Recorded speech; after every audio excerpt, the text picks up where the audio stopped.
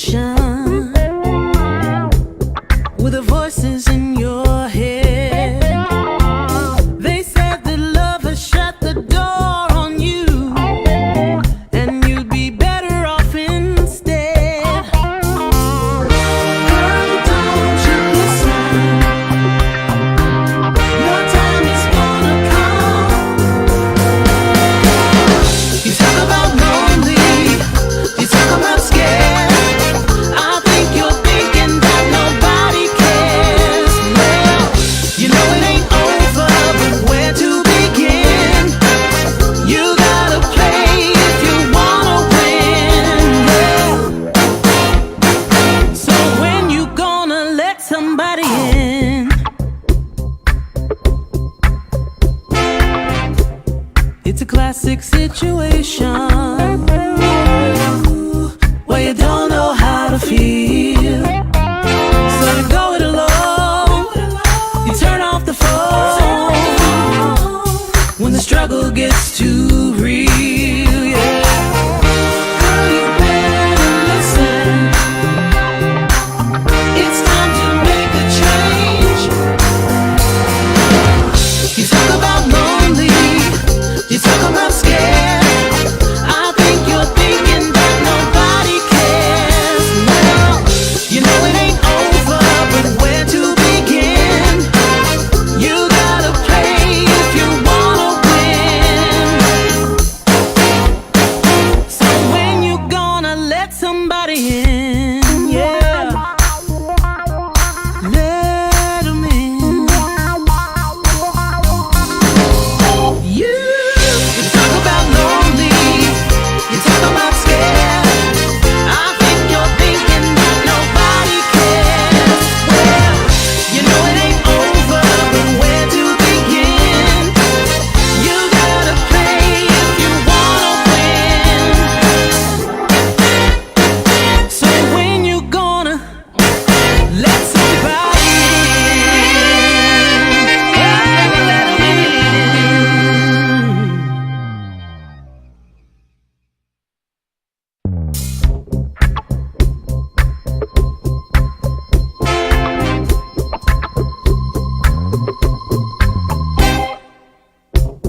had another rough conversation with the voices in your head.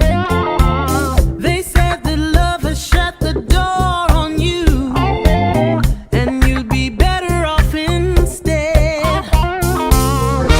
Girl, don't you listen. Your time is gonna come. You talk about lonely, you talk about scared. I think you're thinking that nobody cares. Well, you know it ain't over, but where to begin? You gotta play if you wanna win. Yeah. So when you gonna let somebody in? It's a classic situation where you don't know how to feel, so you go it alone. You turn off the phone when the struggle gets too real. Yeah. Girl, you better listen. It's time to make a change. You talk about lonely, you talk about scared. I think you're thinking that nobody cares. Well, you know it ain't over, but where to begin?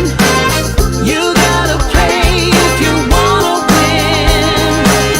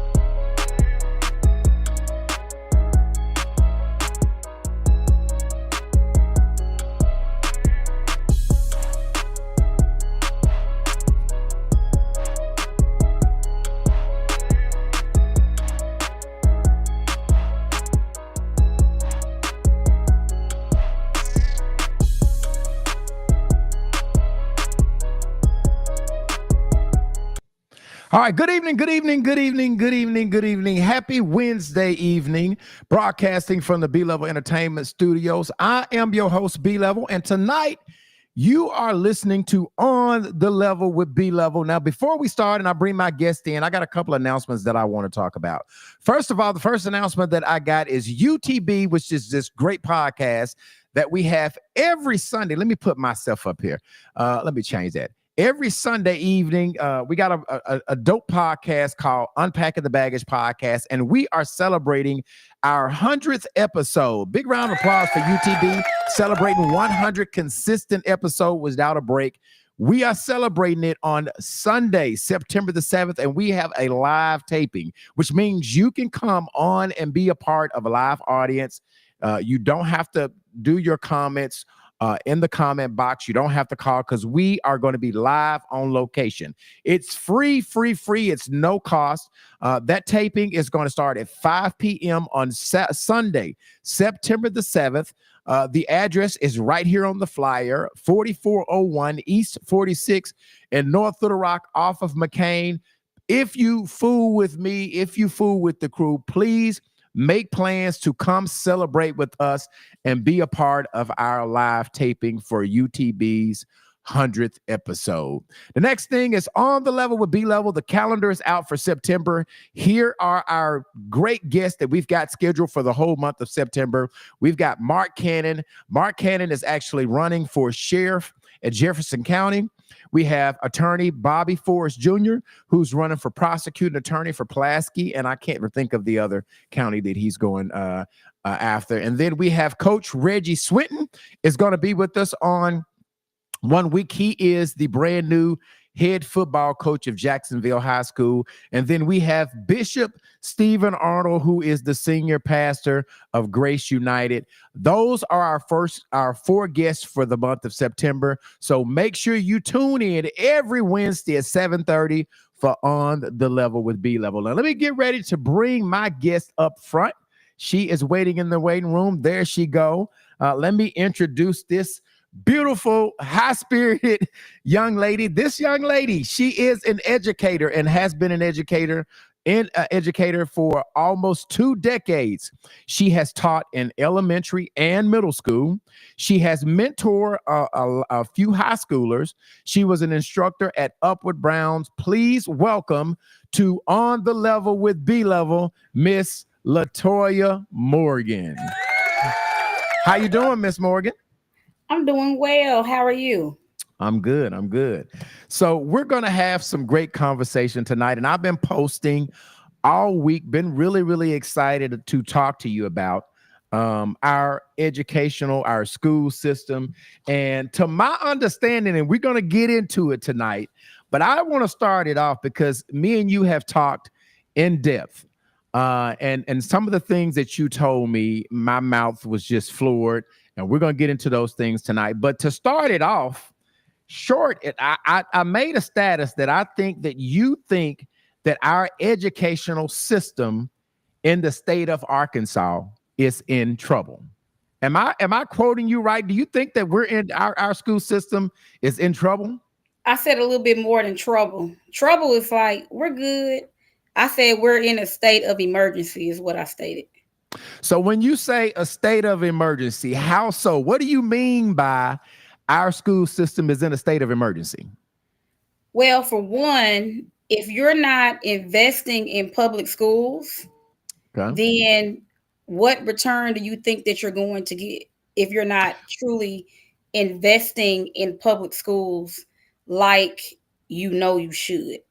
Okay, well, see now you striking a nerve, Latoya. You are striking a nerve, and I'm telling you it because I have a child that's in private school, right?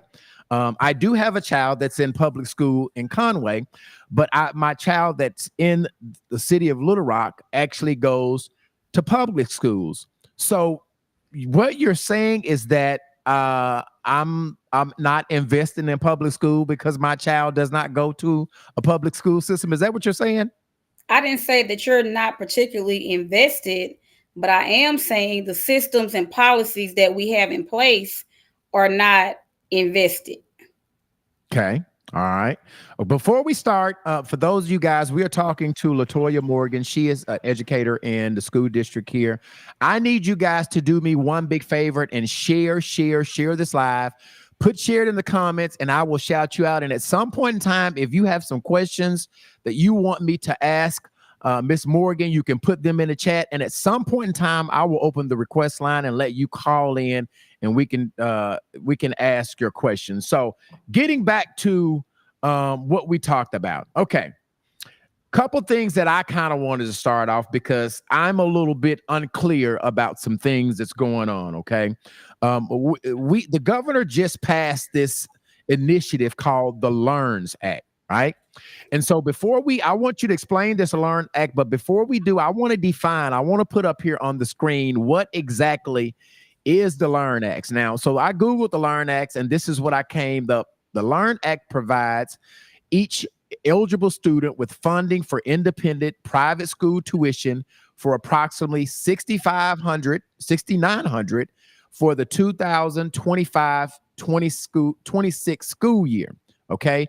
It is a state-funded initiative that rewards exceptional Arkansas educators who demonstrate outstanding performance and a strong commitment to learning. So what I'm thinking that the LEARNS Act is to provide students the opportunity that normally would not be able to go to private schools. It gives them a financial boost to be able to go from public to private. Is that the right definition of what the LEARNS Act is?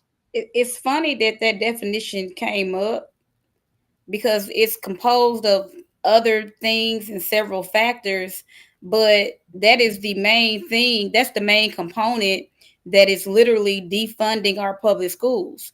And in the state of Arkansas, at least 95% of the students in this state attend a public school and not a private school. So when you say defunding, you because you're saying defunding, so are you trying to tell me that they're taking that money for the LEARNS Act out of the public schools and encouraging people to not go public, push them to private? Is that, am I hearing you saying that? For those that can't afford it, because if you've been paying attention, and I don't know if you looked at your invoice from your child's public school lately, but I'm pretty sure public or private. You said public. You mean private? I'm sorry, that you're from your private school tuition, right, that your tuition increased. Did your tuition increase? It did. It increased probably about $5,000. It did. Really? $5,000? Yes, it did. So now I already see you getting ready to pick a little bit, right? I mean, I attest you getting ready to pick. So what you're saying is they upped the score for private schools. So really, we didn't really get a discount, right? I mean, they took that $6,900 or whatever they got, that went up on the tuition.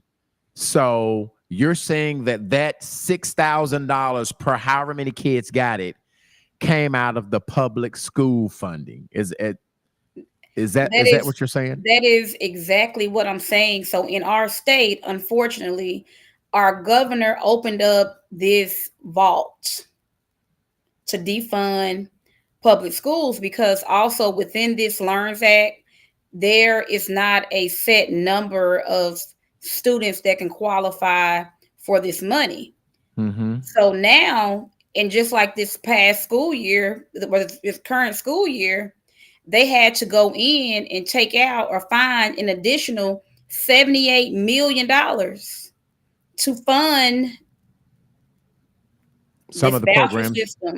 This voucher system is what they did. So that's, I'm going to say 95 in total, about $95 million that's been taken out of the public schools. Do you know what we can do with $95 million? So, and I always pride myself on having some really good conversation, right?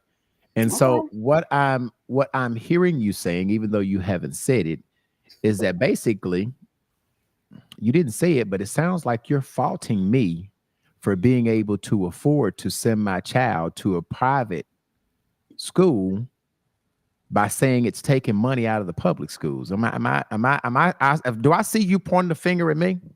Well, actually, I'm not pointing any fingers. Okay. Okay.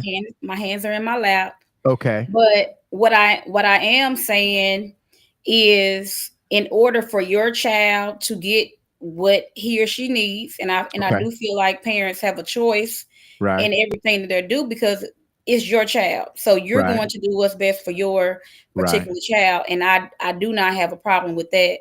The Right. problem that I have with that is, let's just say, if you have the financial whereabouts to provide the tuition for your child, Right. and you don't need this $7,000 because Don't get it. you have it, right? Yeah. Don't get it. So that's 7,000. Don't get it. So that's 7,000 that could be over here in the public school system, or with a child that's attending the public school system, and us being able to provide those children with all they need. So That makes when sense. we have $7,000, when we have $30,000, when we don't have those kids in those seats, that takes away from what we can provide in a public school setting. And because in a public school setting, we accept everyone, or we take everyone, we don't get to pick and choose who we want. Yes. Yes. I get So it. I do not think that it's ethical for funds to be given to a private school, and they can, if my child has behavior needs, they can say, "Oh, we don't want your kid." Yeah. That's not Yeah. that's not Yeah. that's not fair. So in order for your kid to get more, my kid gets less. I get it. I get it. Now, and That's not obviously, okay. I mean, and I do understand that if you can afford to pay the full tuition, don't take the Learns Act voucher, because it takes money out of kids in the public school as it relates to funding. I understand that. Do you think that that the people that can afford to send their kids to private school, does that hurt? Even if you're not taking the Learn Act, does that hurt public schools? It definitely hurts public schools, because again, along with every child comes funding. And so the goal is for us to provide kids with all that they need. We can't do that without funding. And unfortunately, it's connected to pupils. It's connected to students. Mhm. So my role, and in my experience, I want to make sure that I'm providing your child whatever they need. I'm teaching the whole child. I'm meeting all their needs, but I can't do that without funding, and I cannot do that efficiently and effectively without resources. Let me read some of these comments that are up here. Kathy Crystal is saying they're coming for our kids. They got a problem with my mom going to take my daughter food for lunch. We withdrew. I will homeschool. Kanisha is saying that's true. Miss Kathy is also saying, no, don't take it. Your child still must meet school policy and be intellectual competent. So let me ask you this. What are the challenges? If you had to tell us today, what are the challenges of our educational system right now, Latoya? Ooh, where do we have all night long? Give me the top challenges. Give me the top challenges of our school system right now. I'm going. Outside of low testing scores, I think those are some challenges, right? Do you want to? I don't know if you want to start there. I got some testing scores. I don't want to start there, because Okay. for one, I do not think that kids should be judged or solely by one component, Okay. testing. So Okay. but I do have some thoughts on that as well. Okay. The first challenge that I, as a public educator, that I feel like we have is parents. Uh-oh. Yeah, I'm gonna go there Uh-oh. first. Okay. I'm gonna go All there right. first, because parents, guardians, you are your child's, or you should be your child's first teacher. Okay. Period. Okay. Okay. Period. So you're saying, what I heard you saying as I'm reading in between the lines, that parents are not sending our students ready to learn. They're not preparing our kids at home, sending them to school ready to learn. We're not doing nothing with them kids at home, basically. Now I'm We not ain't gonna doing say. nothing with them kids. Now I'm Y'all not was going. sitting at the house, not teaching them kids, not getting them ready to learn, not letting them get adequate sweet sleep. You're not feeding them. They need to come to school ready to learn. Is that what I'm hearing you saying, What Latoya? I'm That these kids are what not ready I'm to learn. what you hear me saying is that, and I'm not going to generalize people because I don't like to do that. But Okay. I am going to say a substantial amount of parents or guardians are not sending their children to school to learn Mm-hmm. and equipped with tools that they need to be successful in a school environment. I am saying that As a whole. as a entity, as a whole, that is not what I see on a daily basis. And when you have the public school system, let's say you have 25 kids in the classroom and you've got 7 or 8 of them coming not ready to learn, that's a distraction for the whole class.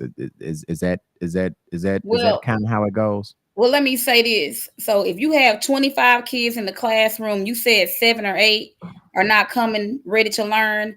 I'm going to take that up. I'm going to say probably Mm. about 15 are not coming ready to learn.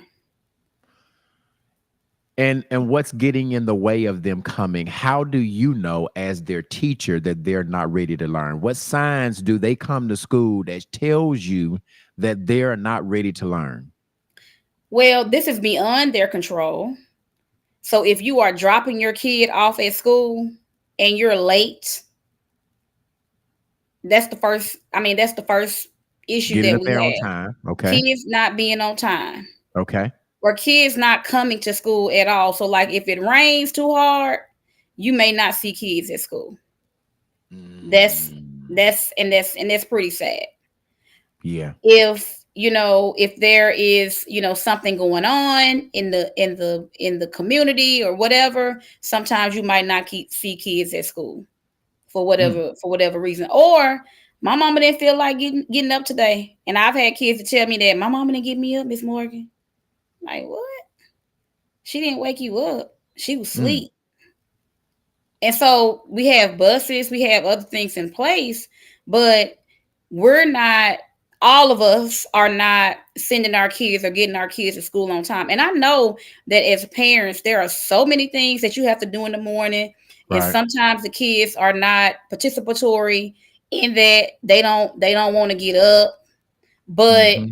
we have to do something different, and you have to make education a priority in your home. So if it was a priority in your home, then the kids would not approach education like this. And Mm. so they're Mm. also carrying whatever you got going on at home. Your kids are carrying that baggage. So stop doing everything in front of your kids So because they kids come are and tell come. me all of that. They So do. kids are coming, bringing that baggage at home. If their lights are off, if their mother got into an argument with their dads, or whatever is going on, they are bringing that, which is a distraction. Not ready. Another distraction they were talking about, that they are not coming to school ready to learn. Another thing that you and I talked about, that was not necessarily a distraction. I'm kind of hopping around in this conversation. But one of the things that you and I talked about in our prep for this conversation is you actually teach at a school that's in Southwest Little Rock.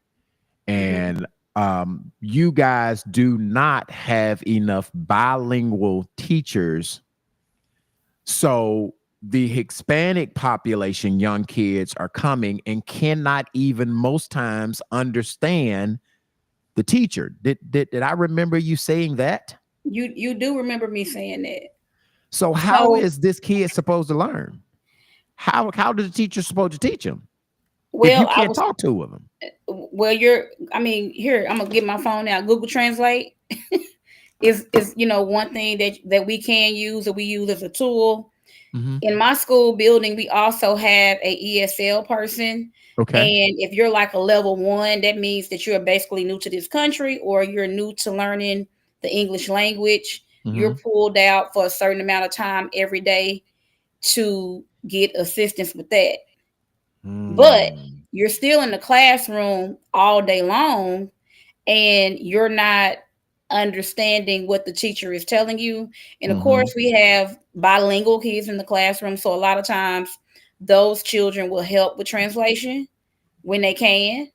So But the that's kids are not helping you talk to the other students. got to, because I'm gonna tell you right now, I'm new to the school and the names, I didn't know how to pronounce or say half of the names on my roll. And Wow. it was so bad that one of the students came up and he was like, "Hey, Miss Morgan, I'll say the name." I was like, "Okay, thank you so much. Thank you so much." Because Wow. you don't want to mess a kid's name up. That's everything. Right. Because I don't want you messing my name up. And so I want to be respectful and I want to engage with my students. And so if I know that their name and how to pronounce their name correctly, it Mm-hmm. starts right there. That means a lot. So over this week, I've just been learning different little, you know, words so I can Wow. communicate with my kids. Let me catch up with some of these comments that are coming in. Crystal Caffey is saying, "Don't trust the government, especially with the free stuff." What's free? Because education not free. Oh, I don't know what she's talking about, Crystal. What are you talking about when you say free stuff? Kanisha's replying saying, "Girl, okay, just like them shots that they were passing out." I don't know what she's talking about there. Nothing is nothing is new under the sun. This is happening during my school years when Mike Huckabee was in office. Look what his daughter is doing. Somebody is, I guess, just shouting you out. Brittany H is saying Miss Morgan is the best advocate for students and public schools. She is so knowledgeable. Wish she would run for office here. Let's see. Angela is saying parental involvement is definitely an issue. These schools with strong parental involvement fare so much better. Let's Yes. see. Kanisha is saying, say that. Prepare all three of mine with basic tying shoes, and then they were adding and subtracting. They are all still on a roll now at ages 8, 11, and 14. Kimberly is saying, I agree with Miss Morgan 100%. Kanisha is saying for kindergarten. Angela is saying poverty. Mhm. Brittany H is saying exactly. Black parents, stand up. You educate your child first before their feet even hit the school doors. Oh, Let's see. Teresa's saying that I'm going to get caught up. Absolutely, Miss Morgan. The Learn Act is not beneficial for all students. Miss Caffey is saying these teachers put kids out of class for nothing, then mark them absent. mm. Kanisha is saying they need structure and rules. Take them phones, bedtimes, dinner time. Which, you know what? Kanisha brings up a good point. You know, this year they started the bill to bill where they did not allow these cell phones in the schools. What do you think about that, Morgan? Was that Miss Morgan? Was that something that they should have done with taking the cell phones out of the schools? So I'm going to start here. What you do for one, you do for two. So this is only in public schools.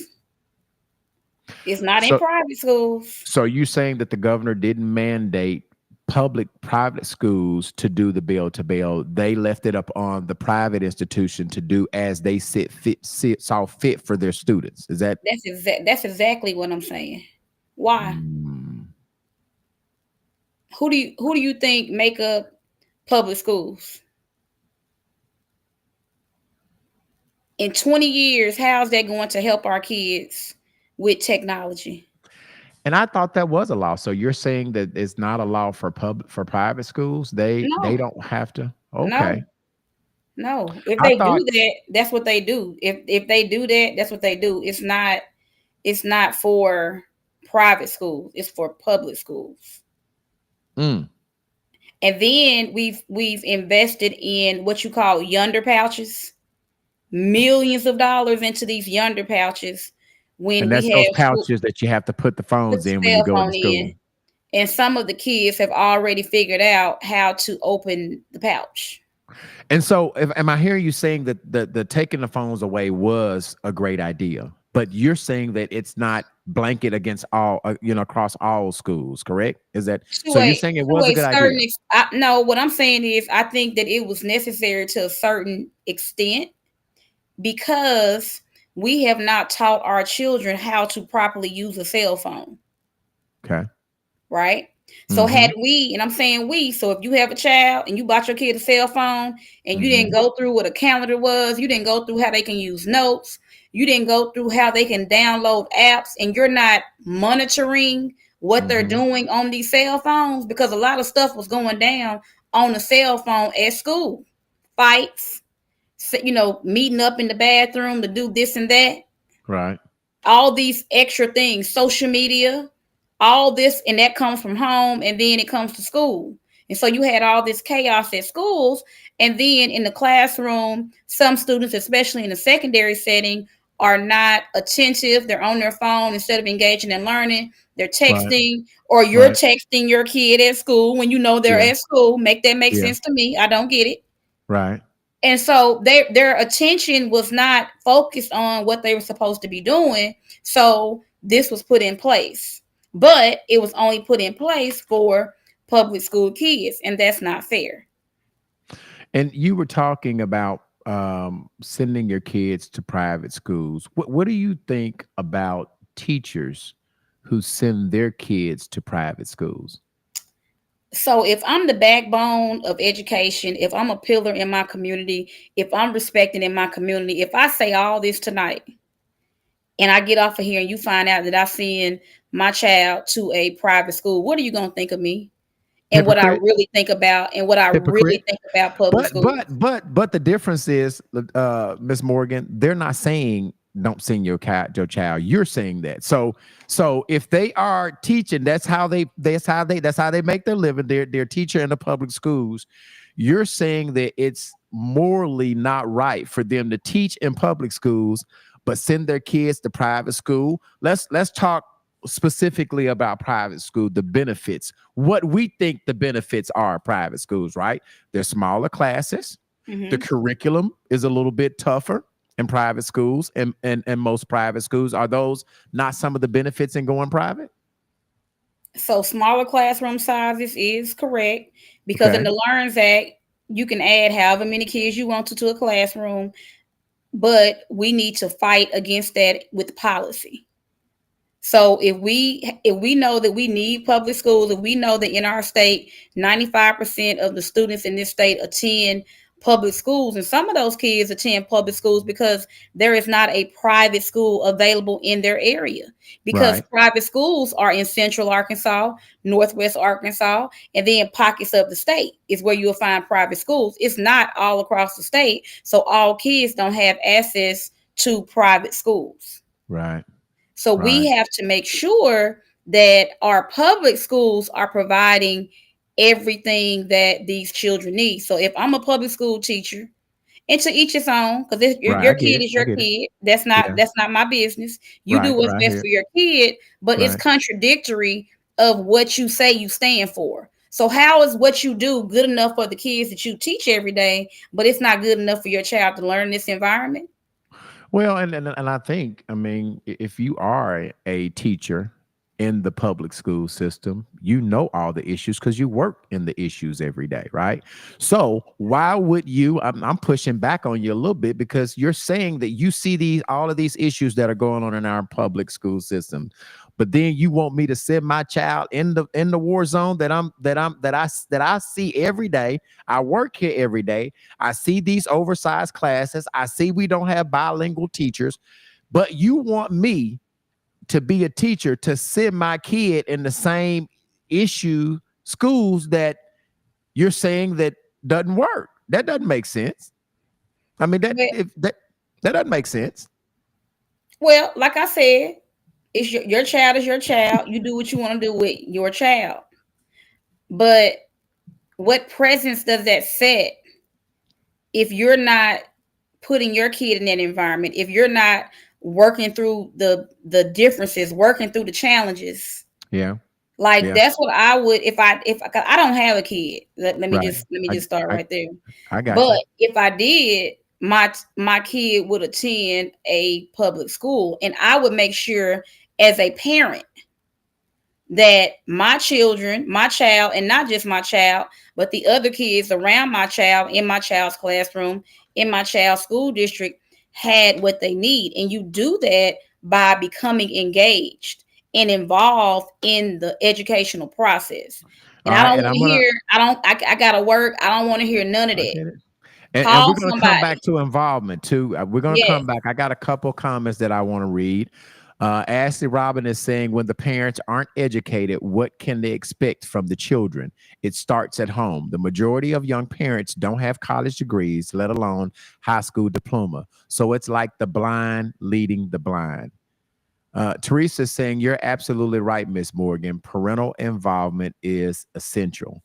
So when you talk about what it takes, what will it takes? That's one of the questions that I have down here, Miss Morgan. What will it take to make this better? How do we start correcting some of these wrongs? How do we start righting some of these wrongs? What do we need to do to make this better?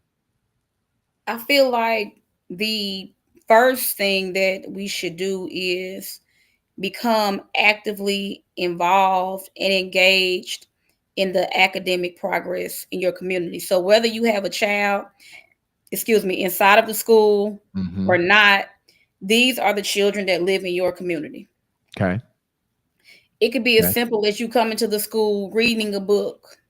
Okay. It can be as simple as you working in a after school program. It can be as simple as you mentoring. So if I know that I have, friends that can't show up for their kids in a certain way, then I'm going to show up and fill in some of those gaps Gotcha. because it takes all of us to do this work. And what you Gotcha. have and what you're seeing is the load being put on a few good people. Mm, And it's honestly it's too much to bear. It's too much to handle. right. Right. And we're spinning our wheels. We're Right. spinning our wheels. And our kids are falling further and further and further behind. And I just want to comment on the comment that says something about the parents being younger and younger. Yeah. My mama was 17 years old when she had me. She was young too. She made it work.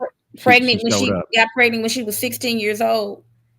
But she found a way. My parents found a way to make it work. My family unit, my village stepped in and filled in the gaps when they could. And You that talk, and that helped. So that's the first step. We have to hold these politicians yeah. accountable Okay. because they're beating your door down, To get calling your your vote. phone to get your vote. Right. But what I want to know is, where do you stand on education? Where do you stand when it pertains to policies that affect my day to day life? And Mm-hmm. if you're not standing up for me, I don't care if you're not the majority. Stop What voting does for 'em. standing up for me look like? Yeah. Yeah. And a lot of those politicians are not coming back to the community, having conversations, healthy conversations with the community, and helping us develop a plan of action to fight against some of these systems that Mm-hmm. we are in. Mm-hmm. So Mm-hmm. why should I? So as a person that say I'm a person that doesn't vote, why should I vote when these systems have failed me? When I showed up, it didn't work. Right. You didn't even come back and get me though. You didn't even come Right. back and get me. Right. Right. And so that's an issue that I am like up to here with politicians getting our vote and selling us a dream and not being held accountable. Like I'm sick of it. And so what I hear you saying is, if they promise you, if they run on certain things that they're going to accomplish, grade them. If they don't accomplish those things, then don't vote for them again next year. Because they're gonna be Yeah, back asking for your vote again absolutely. with the same tired things that they're trying to accomplish. Hold them accountable is what I hear you saying. Hold them accountable. What a coach told me was, he said that when you see people like off task or not doing what they said they were going to do, you call them back into what you all created. You call them back into the mission that this is what you said now. Now, what does this look like? Yeah. And then you may even ask, how can I support you? Because I've even asked, okay, how can I support you? What do we need to do? Because we got to do something, because you're not saying anything. Yeah. But now it's time for us for you to vote to run for another office or another seat, and now you want my vote. No, keep your text messages. Keep all of it. I don't know. I got Ed Durham on here saying it takes a village to raise it. So let's talk about test scores, even though we didn't. Here's some stuff that we've got that the state of Arkansas in 2013, the national average NAEP reading score amongst fourth graders was 221, and Arkansas was 219. That was a 2-point spread that has now widened to 4 points in 2024. The national average is 214, and Arkansas went to 210, as shown that's in reading. In math, let's talk about math. In the fourth grade math, disparity was even greater. In 2013, Arkansas was 1 point behind the national average. In 2024, it was 7 points behind.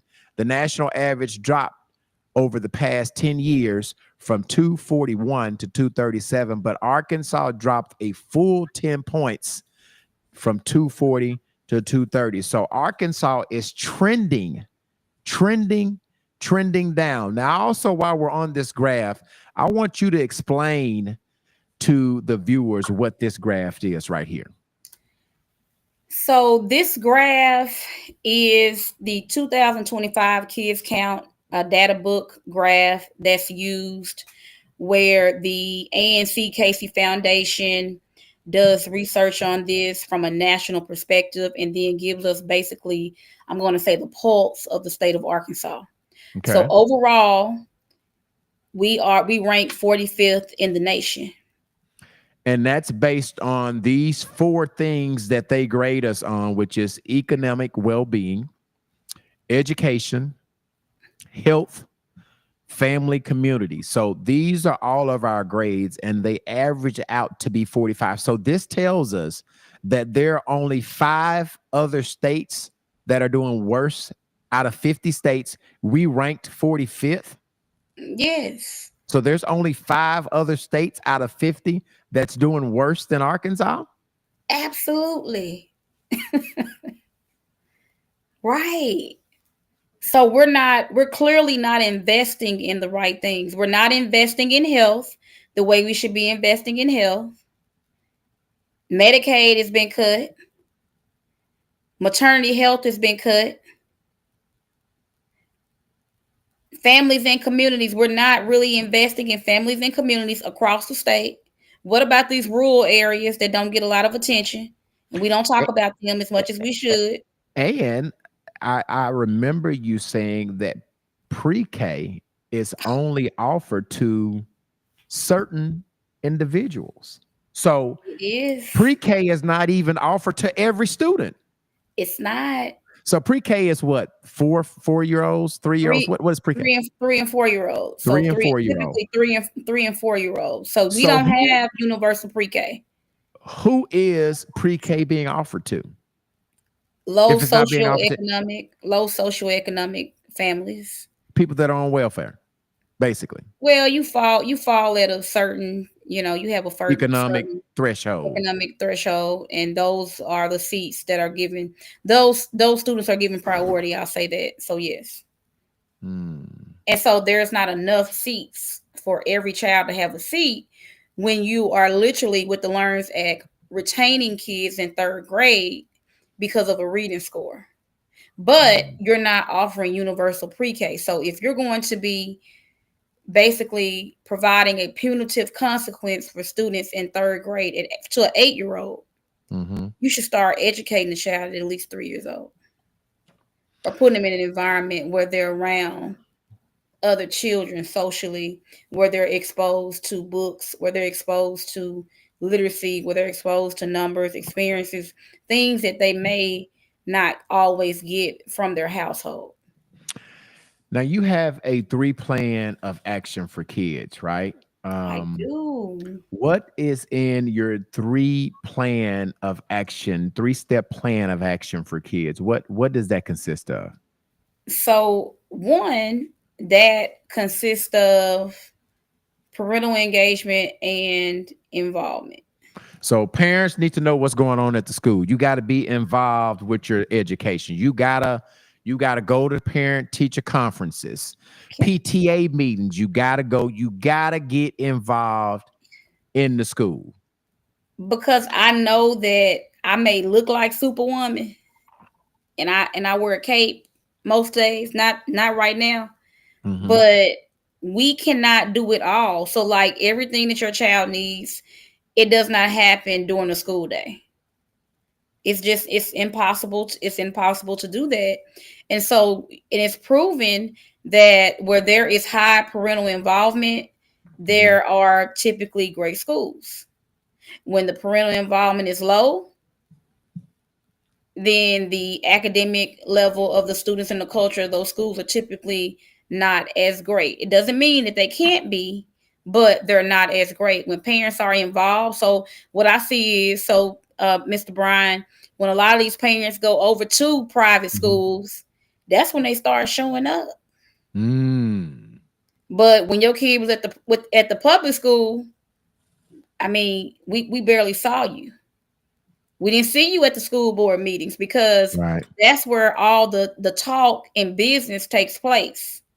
But the school board meetings are, typically full of it may be 2 or 3 people there at Right. tops, Right. unless someone is presenting. Because I attend every school board meeting in the Little Rock School District. For the last 3 or 4 years, I've attended every single meeting.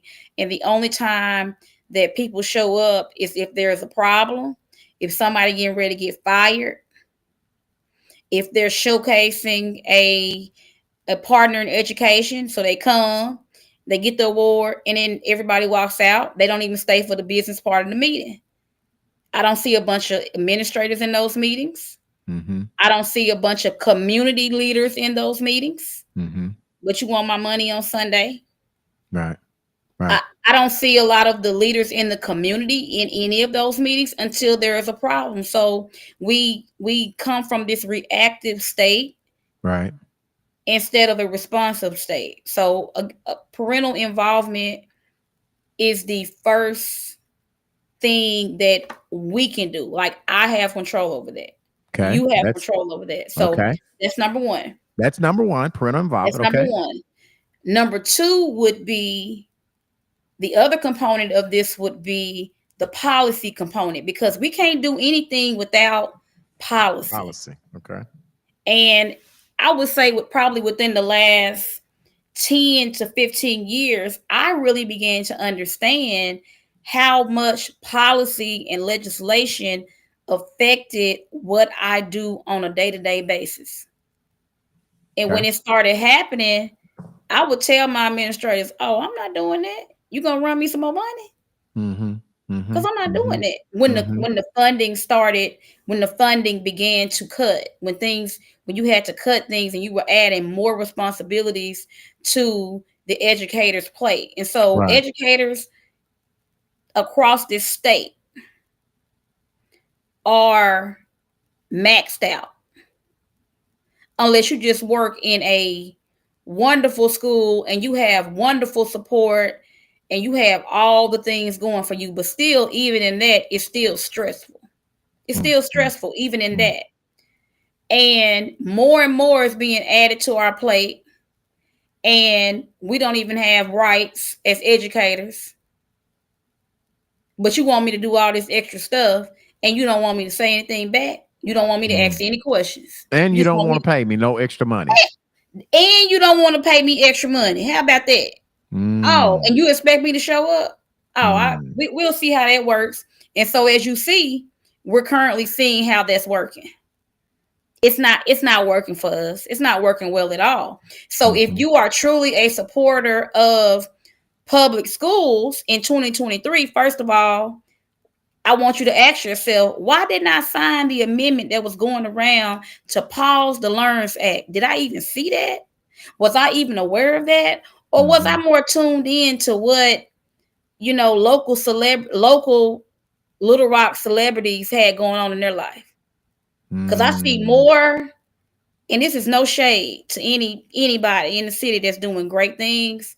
But when you see a person is getting 30,000, 40,000 views and they're giving away chicken and pancakes. But when we say 35% of the kids, I'm just saying. I'm like, what? Chicken and pancakes, but they're not coming to the school meetings. But your kid can't read. Your kid can't even write a sentence. But you talking about, you worried about somebody that's not really even worried about you. Make it make sense. I'm sick of it. I just want to say that. I'm so sick of that.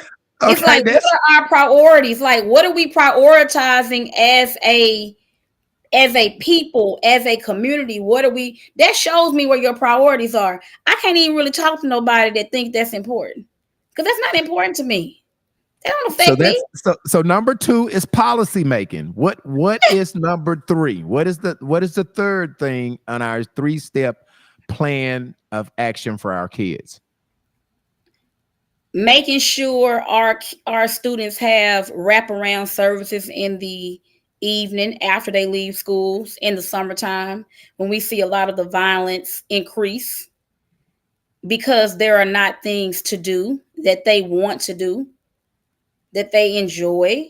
And so we have to offer those for our students and stop labeling these kids. It's our responsibility to speak life into our kids. Right. Stop tearing them down. They're not all horrible. Now, some of them are, but some of them are horrible because your parenting is horrible. Right. So Andrea Franklin is saying, preach, preacher, preach. And where my tambourine at? Where my tambourine? Yeah, somebody is saying, speak the truth. Kanisha is saying, as a parent, that's sad though, especially if your child is behind. Let's see what this person is saying. Ms. Farver is saying, you're doing an excellent job empowering the people with the wealth of knowledge, Ms. Morgan. Keep up the great work. Okay, so what I want to do now is open up the information line. I don't know, there seems to be a lot of people that are commenting that, I want to know, give us your opinion of our school system. Okay, give us a call, 501-650-9726. if you have a question for Miss Morgan, now is the time to call. If you just want to give us your opinion of our school system, 501-650-9726. now is the time to call, and we can talk to you now. Let me ask you a question. Do you think that there have the respect? Do you think that people, the educators, parents, students, administrators, and policymakers respect educators? Do you think that they respect you guys?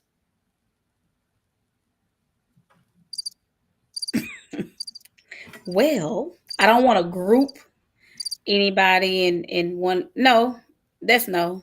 They don't. Across the board, no.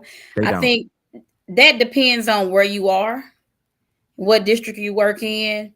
But as a state, holistically, I don't feel like our legislators respect us, because if they did, they would not only pay educators, they would pay educators more, including our support staff.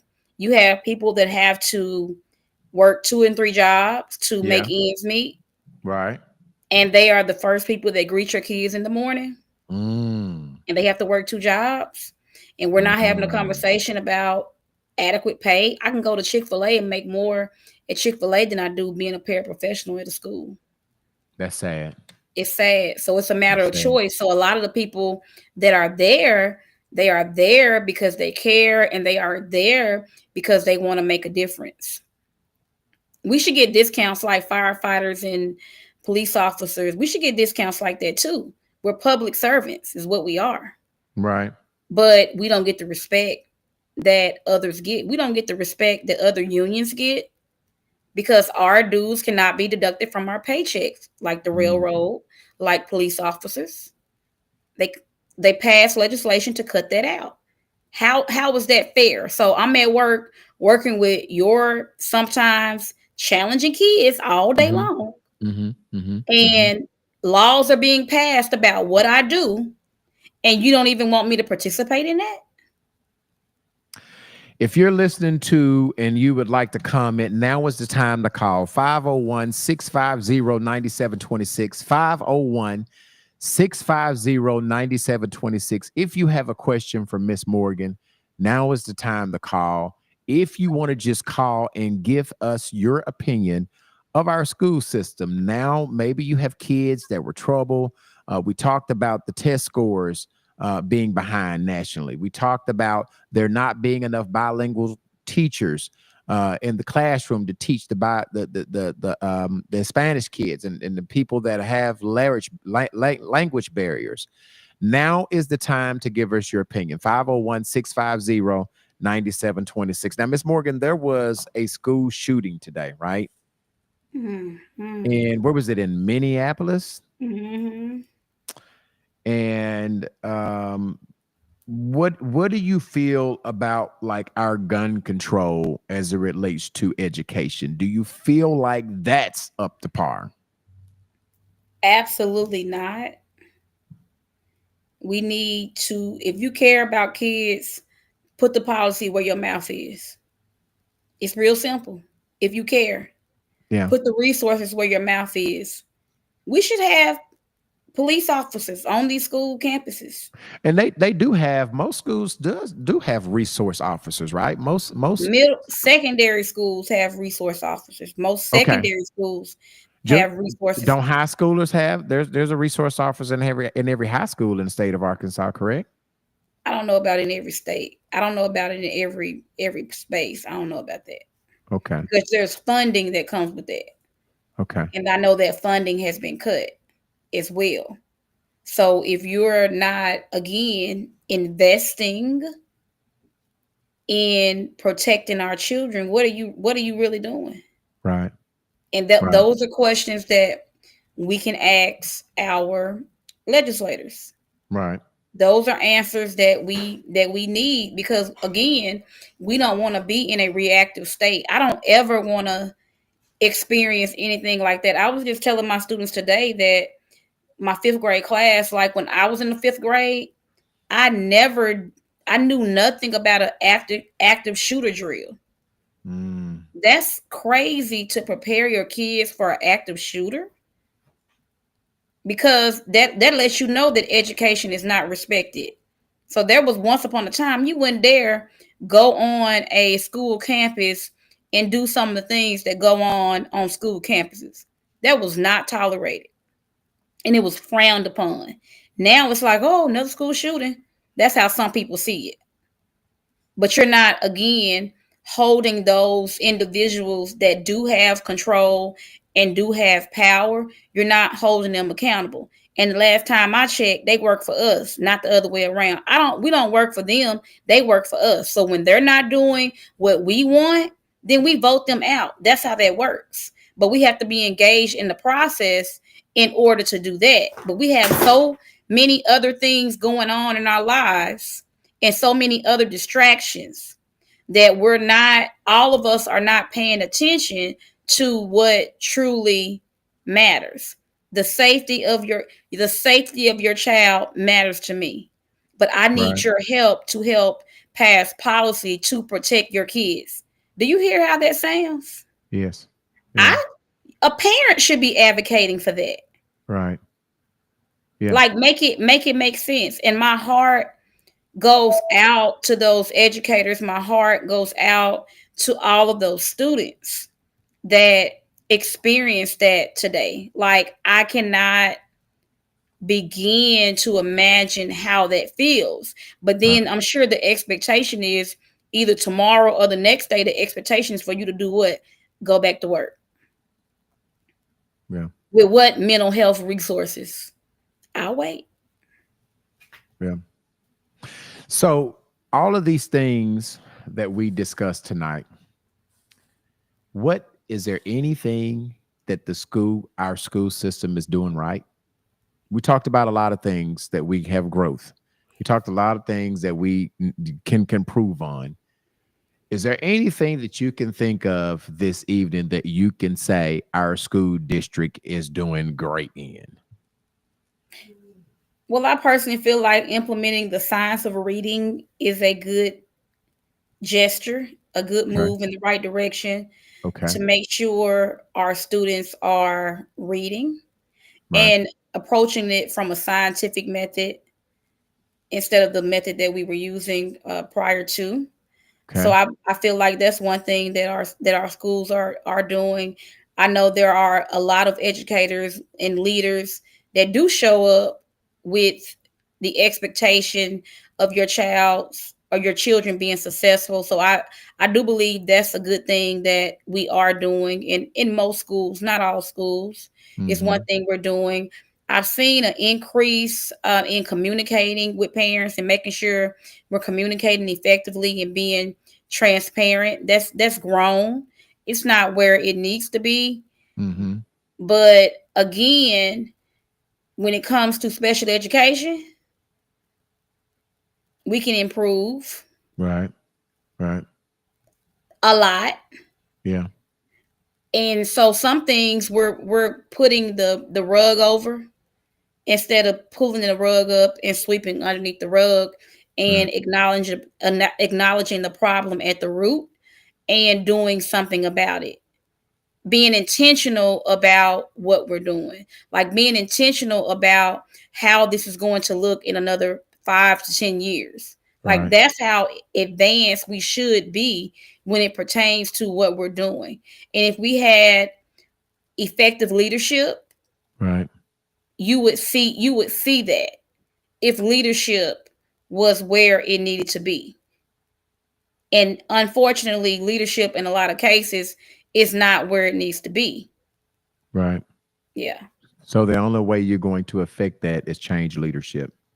That's the only way Oh, that you. you Yeah. you That's the. we need to there does need to be some changes in leadership across the board. This is across the state of Arkansas Yeah. because what we're doing is not working. And so how do we what do we do? How do we bounce back from that? So we can't keep doing the same thing because it's not working, and we can't keep putting more on the plates of the educators in the classroom, because in a lot of the instances the educators inside the classroom teachers are feeling the brunt of all of this, and that's not fair. And all of them are not being provided the support that they need. Mm-hmm. And who's Mm-hmm. advocating for that? Right. So we got a question here. It said, and I didn't grow up in Little Rock, nor do I live there now. So don't be mad. But the Little Rock School District and the Pulaski County School District, the same or different? Is it the same or different? Is what somebody is asking. Oh, it's different. Okay.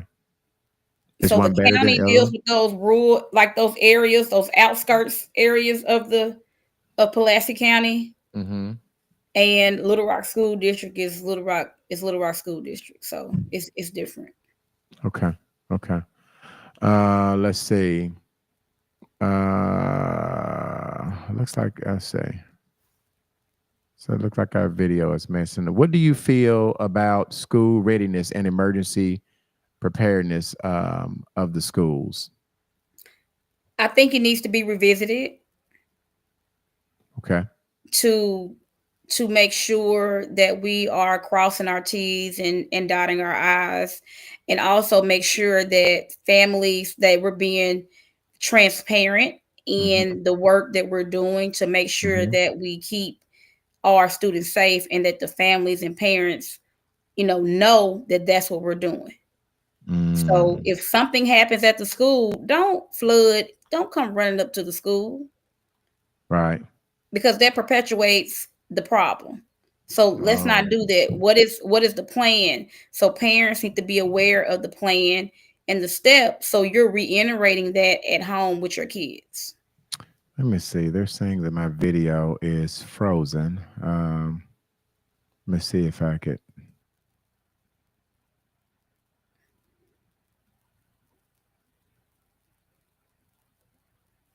See. All right. Okay. Can you hear me still? Yes, I can. All right. I just want to make sure they were saying that our video was frozen. I wonder if that fixed it. Okay. What have we not discussed today that we need to discuss? What would you like to discuss that I haven't asked you? Let me somebody's got another question here. It says, do you have any suggestions for how we can get parents to see the importance of being involved? Do you have any suggestions with that? How can we get parents to see the importance of being involved? Mm-hmm. Showcase those schools that are excellent, or that, you know, people want to send their kids to, and show them what that looks like. So if you show them like this can be done, I also think that maybe those schools that do have parents that are deeply involved, because obviously they have the time to do so, they have the Mm-hmm. resources to do so, Mm-hmm. allow them to share those resources with other schools. So just like in the Little Rock School District, every school should be a great school. Right. It doesn't matter where your child goes, wherever you live, whatever your zip code is, your child should have a great experience. But that is dependent on how much you are engaged and how much you are involved in that. Right. So we Right. have PTA meetings. You can start a PTA Mm-hmm. meeting or a PTA group in your child's school. That's a small thing that you can do. If you know that your time is limited, set small, measurable goals. I would get the churches involved in this process. So we know we have communities where parents can't come to things, but that does Mm-hmm. not mean that the community cannot show up for those students. So we Right. have to put other things in place. So if the parents can't show up, okay, what's plan B? Let's see. So that's my suggestions pertaining to the importance of parents being involved and how we can get them involved. And last but not least, I'm gonna say this: like being welcoming, being pleasant, because the truth be told, I don't know what your experience was. So I have to make sure that when I'm interacting with you, that it's a positive interaction. I'm being positive. Those are Well, some things that I would share. let me do something real quick. I'm saying that we haven't